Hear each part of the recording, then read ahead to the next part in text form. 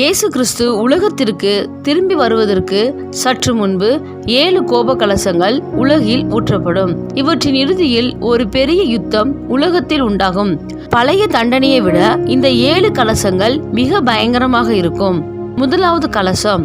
முதலாம் தேவதூதன் தேவனுடைய கோப கலசத்தை பூமியில் ஊற்றும்போது சாத்தானின் மறு உருவமான அந்தி கிறிஸ்துவின் ஆட்சி பூமியில் நடந்து கொண்டிருக்கும். அந்தி கிறிஸ்துவின் முத்திரை மனிதர்கள் ஏற்றுக்கொண்டிருப்பார்கள். தேவ கோப கலசத்தின் மூலமாக பொல்லாத கொடிய கொப்பளங்கள் அந்நாட்களில் உண்டாகும். இரண்டாவது கலசம். இந்த கலசத்தை இரண்டாம் தூதன் சமுத்திரத்திலே ஊற்றினான். சமுத்திரம் இரத்தம் போலாயிற்று. அந்த இரத்தம் மரித்து போனவனுடைய இரத்தம் தீட்டுப்பட்டதாக இரத்தமாக இருந்தது. சமுத்திரத்தில் ஊற்றின உடனே அதிலுள்ள அனைத்து ஜீவன்களும் மரித்து போயின. இது நதிகளிலும் காணப்படும். மூன்றாவது கலசம். தண்ணீர்களில் உள்ள தூதன் ஆறுகளின் மேல் இரத்தத்தை ஊற்றினான். தீர்க்கதரிசியுடைய இரத்தத்தையும் பரிசுத்தவான்களுடைய இரத்தத்தையும் சிந்தினபடியால் ஆறுகளின் மேல் இரத்தம் ஊற்றப்பட்டது. நான்காவது கலசம்.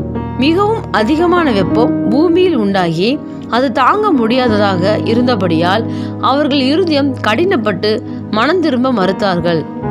ஐந்தாவது கலசம். ஐந்தாவது கோப கலசம் அந்தி கிறிஸ்துவின் அரசாட்சியில் மீது ஊற்றப்பட்டு குழப்பத்தை உண்டாக்கும். இந்த வாதை அவனது தலைநகர் மீதும் அவனை பின்பற்றுவோர் மீதும் ஊற்றப்படும்.